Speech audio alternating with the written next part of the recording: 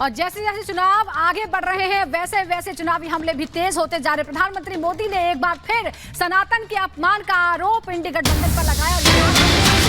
सनातन का आरोप कर उस पर अपमान करते हैं। ये भी कहा कि राम मंदिर में भव्य पूजा पाठ जो होता है उसे पाखंड बताते हैं और वहां मौजूद जनता से पूछा कि क्या ये गलती क्षमा योग्य है, क्या माफ किया जा सकता है। पीएम मोदी का विपक्ष पर एक बार फिर सनातन को लेकर हमला। देख रहे हैं आज अयोध्या में रामलला का भव्य मंदिर बनकर तैयार, लेकिन ये इंडिया गाड़ी वाले क्या कर रहे हैं? ये लोग सनातन को गाली दे रहे हैं। ये लोग राम मंदिर प्राण प्रतिष्ठा का बहिष्कार करने को सही ठहरा रहे हैं। ये लोग राम मंदिर में पूजा अर्चना को पाखंड बताकर हमारी आस्था का अपमान कर रहे हैं। क्या ये माफ करने योग्य है? क्या ऐसे लोगों को माफ किया जा सकता है क्या?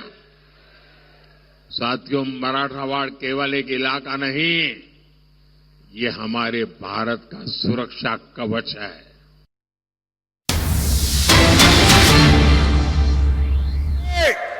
घपले, घोटाले, भ्रष्टाचार करने वाली कांग्रेस पार्टी है और दूसरी ओर 23 साल तक मुख्यमंत्री प्रधानमंत्री रहने के बाद 25 पैसे का जिस पर आरोप नहीं है, ऐसे नरेंद्र मोदी है। नरेंद्र मोदी।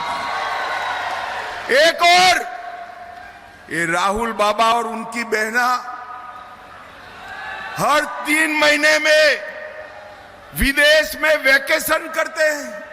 हर 3 महीने में प्रियंका जी चालू चुनाव में थाईलैंड छुट्टी मनाकर आई। बोलिए क्यों? यहां गर्मी बहुत है, गर्मी से तकलीफ होती है। एक और हर 3 महीने में विदेश में वेकेशन करने वाले राहुल बाबा है और दूसरी ओर 23 साल से दीपावली की भी छुट्टी न लेने वाला नरेंद्र मोदी है। 23 साल से नरेंद्र मोदी जी ने एक भी छुट्टी नहीं ली। एक और सोनिया जी का एजेंडा है, मेरे बेटे को प्रधानमंत्री बनाओ, और दूसरी ओर मोदी जी का एजेंडा है, मेरे भारत को महान भारत बनाओ। एक और चांदी की चम्मच मुंह में लेकर पैदा हुए राहुल बाबा है, तो दूसरी ओर गरीब के घर में चाय बेचने वाले के घर में पैदा हुआ नरेंद्र मोदी।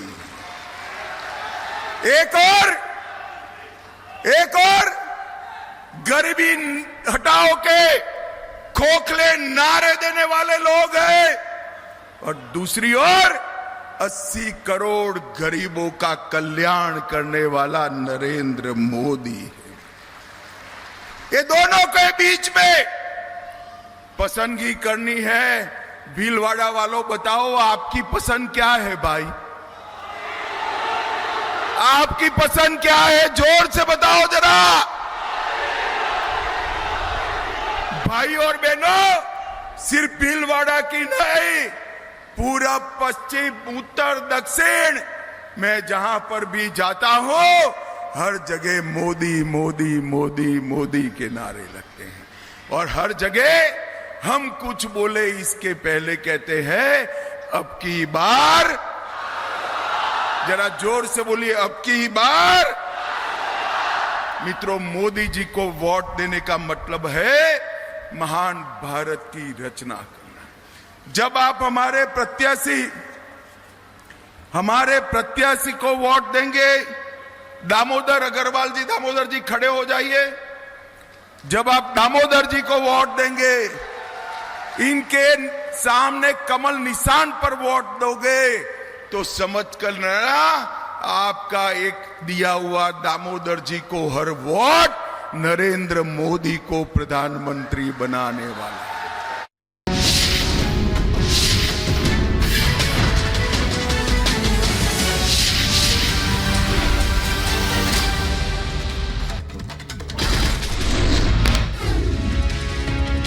पीएम मोदी ने विपक्ष पर साधा निशाना, कहा चुनाव के पहले चरण में मतदाताओं ने INDI गठबंधन को नकारा, अपना भ्रष्टाचार छिपाने के लिए सभी विपक्षी एक साथ आए। मंच से पीएम मोदी ने इंडिया गठबंधन पर हमला किया, कहा विपक्ष को चुनाव लड़ने के लिए उम्मीदवार नहीं मिल रहे और आपस में ही लड़ रहे हैं गठबंधन के नेता। इंडिया अलायंस वालों को इस चुनाव में लड़ने के लिए उम्मीदवार तक नहीं मिल रहे हैं। जहां ये इंडिया अलायंस के लोग अंदर अंदर एक दूसरे के खिलाफ चुनाव लड़ रहे हैं। पीएम मोदी ने मंच से राहुल गांधी पर साधा निशाना, कहा कांग्रेस के शहजादे अमेठी से भागे, अब वायनाड से भी भागेंगे। अब जैसे इन्होंने अमेठी से भागना पड़ा, अमेठी छोड़ा, अब मान के चलिए वो वायनाड भी छोड़ेंगे। मुर्शिदाबाद की रैली में ममता बनर्जी ने सेंट्रल फोर्स की तैनाती पर उठाए सवाल, कहा सब कुछ लिखा जा रहा है, सही जगह पर सब शिकायतें दी जाएंगी। सीएम ममता बनर्जी का NRC पर बयान, कहा बंगाल में कभी लागू नहीं होने दूंगे NRC, जिनका राशन कार्ड और आधार कार्ड नहीं है उन्हें डरने की जरूरत नहीं। बिहार के पूर्व डिप्टी सीएम तेजस्वी यादव का पहले चरण के मतदान पर बयान, कहा इस बार बिहार चौंकाने वाला देगा परिणाम, पहले चरण की चारों सीट जीतने का दावा भी किया। बिहार की पूर्णिया से निर्दलीय उम्मीदवार पप्पू यादव ने तेजस्वी यादव पर हमला बोला, कहा तेजस्वी यादव बीजेपी से लड़ रहे हैं या फिर पप्पू यादव से। एक दिन पहले तेजस्वी यादव ने पप्पू यादव को बताया था बीजेपी का एजेंट। बीजेपी पर आप सांसद संजय सिंह ने हमला किया, कहा शराब घोटाले में एक पैसा बरामद नहीं हुआ है, शराब घोटाला हमले में बीजेपी ने किया है। शराब घोटाला के मामले पर बोले संजय सिंह, कहा शरद रेड्डी ने बीजेपी को करोड़ों का चंदा दिया, बीजेपी दूसरों पर आरोप लगाती है।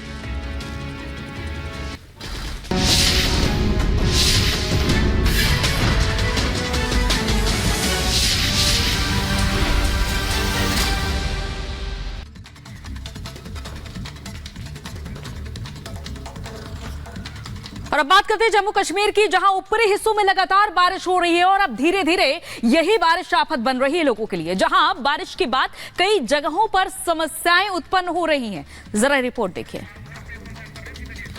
और आप नेता सौरभ भारद्वाज क्या कुछ कह रहे हैं, यह हम आपको दिखाते हैं। डिनर के बाद 2 घंटे बाद आम खाया उन्होंने 6 तारीख को।